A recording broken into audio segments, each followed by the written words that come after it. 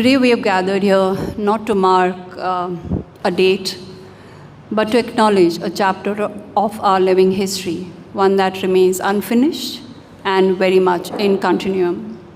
On this day, we recall the Kashmiri Pandits Exodus, the seventh recorded exile of our community across centuries.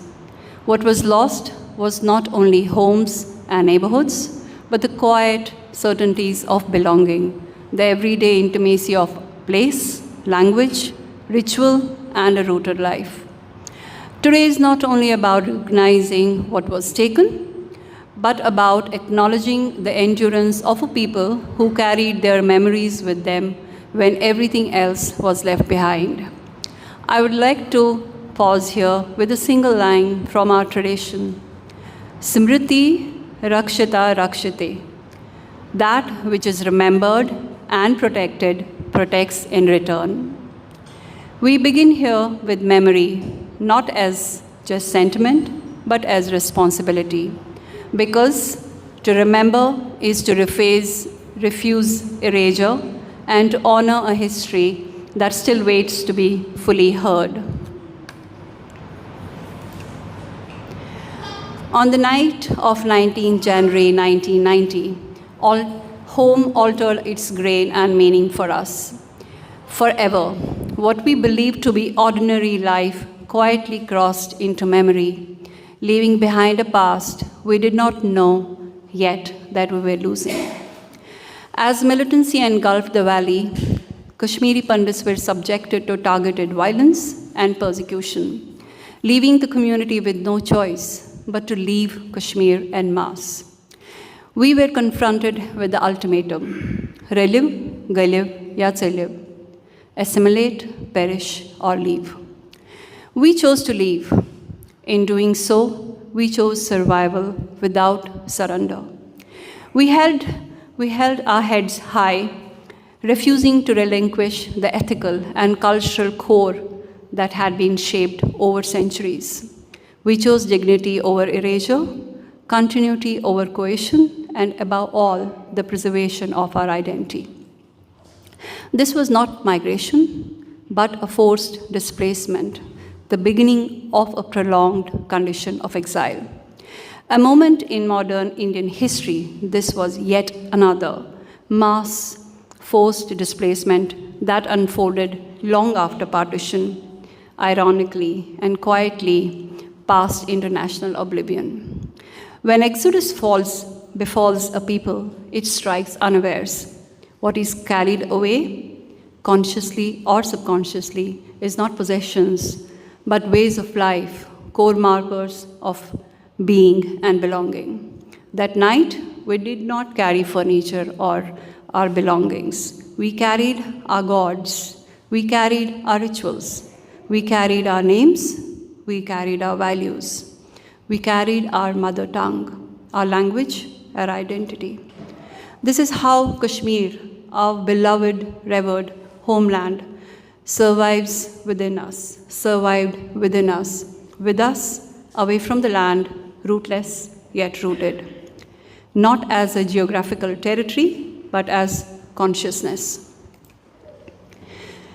When we left, what awaited us on the other side was the immediate aftermath of exile. Beyond the severing from home, livelihood, and belonging, suffering unfolded in ways both visible and invisible, and deeply internal. As we moved to relatively safer regions, such as Jammu, Udhampur, and Delhi, tents and makeshift shelters became our homes and schools. All, especially the elderly, the women, and the children, endured immense hardship, physical and psychological, yet the suffering was borne with restraint and quiet perseverance. Shaped by a long cultural ethic of dignity and endurance, the community rarely voiced its pain aloud. The harsh climate of the plains, overcrowded tents, and unsanitary conditions were endured quietly. For women and girls, life in exposed and constantly surveilled environments created vulnerabilities spoken of only in hushed tones, if at all. Privacy eroded, safety was compromised, and gendered suffering slipped quietly into silence. So homes had changed meanings overnight. They ceased to protect or sustain anymore. Daily rhythms disappeared, communities scattered, and social worlds slowly unraveled. Childhood was shortened, youth carried responsibilities too early, and much was lost without being named. These disruptions did not end with displacement. They settled quietly into our lives, leaving traces that continue to shape the generations. With time and perseverance, we built our lives. We moved, found new addresses with no choice at hand, were forced to learn new routines and adapt to harsh conditions, be it climatically, culturally, or otherwise. While some of us moved into relatively humane shelters, yet for many, displacement hardened into a prolonged condition rather than a temporal one, as they remain trapped even today into a continuum of camp life. What began as tarpaulin tents gradually gave way to one-room tenements and later to apartment blocks presented as an improvement. Yet, these structures remain far from humane. In places such as Jagdi camps in Jammu, living conditions continue to remain close to inhuman. The form of shelter changed, yes, but the life condition never did. Apathy did not cease, nor did in these environments belonging ever arrive. We all learned to live somewhere, elsewhere, with humility and reverence for the lands that offered us refuge. For that shelter, we will always remain grateful. Yet, belonging is not something that can be learned. It grows slowly, like a seed, its roots seeking familiar soil always. So, exile does not measure itself in years. It measures itself in unanswered questions, in names half remembered, in homes that survive now only in memory. Until return becomes possible, exile remains unfinished. Physically, we may be elsewhere, but we have not forgotten. We carry the severing with us. We carry our home and our place, Kashmir, within it, deep inside ourselves.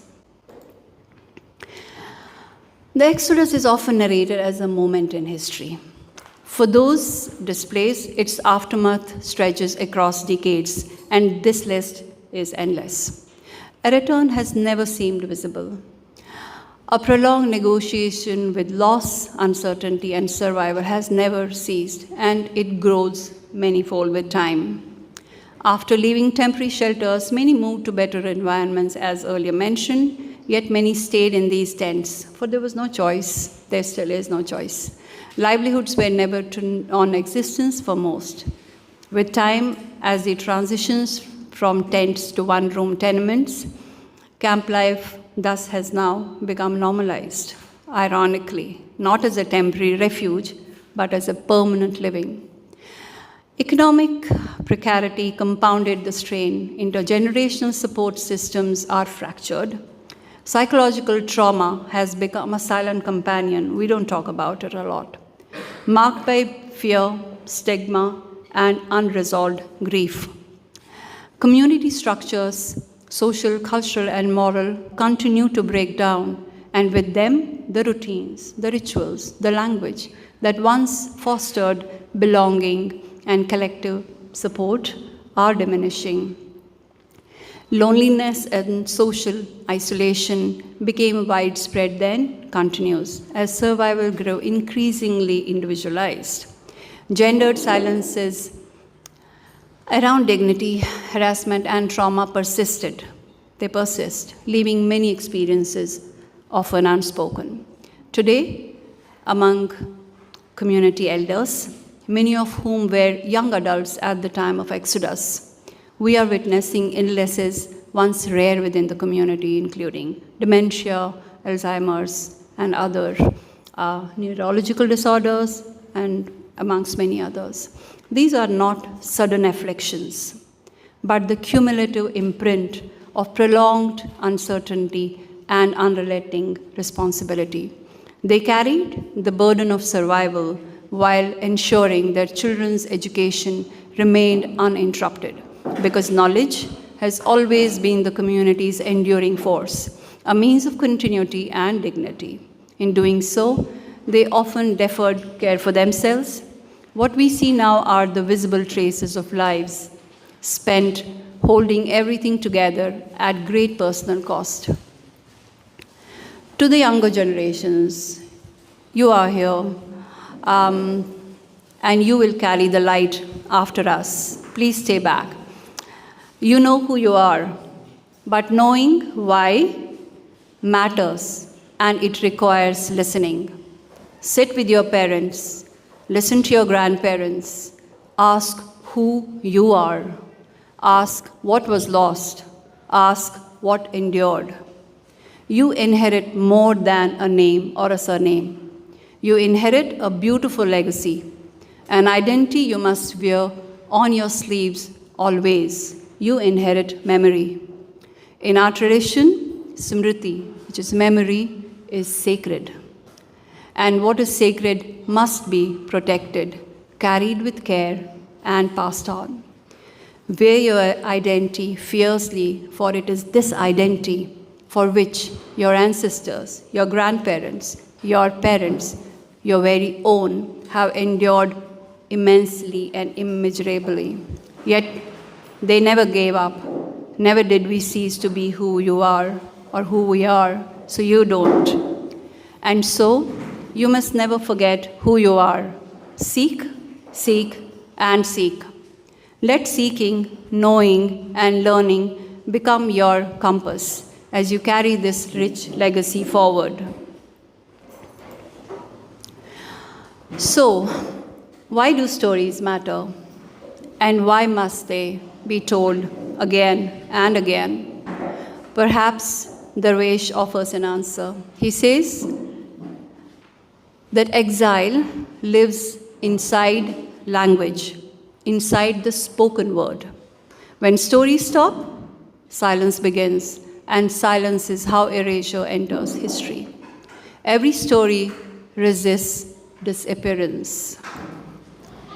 If we do not tell our stories, others will tell them for us, and we may cease to exist in their telling, is what Elif Shafak says. So tonight is about reclaiming that right, because a people exist as long as they continue to tell their story. As I come to the end, I want you to carry this with you, that we, as a community, have moved gracefully beyond the imagined limits. Yet, we remember not to remain engulfed in grief, but to remain within truth. Our humility endures. When we speak, we do so not to be heard above others, but so we are not erased. Exile does not end because time passes. It ends only when return becomes possible. Until then, memory remains our only witness. We remember so history does not forget, not out of defiance, but because remembrance is our responsibility. And we will remain present in history's path with memory, with truth, and with our stories. Thank you.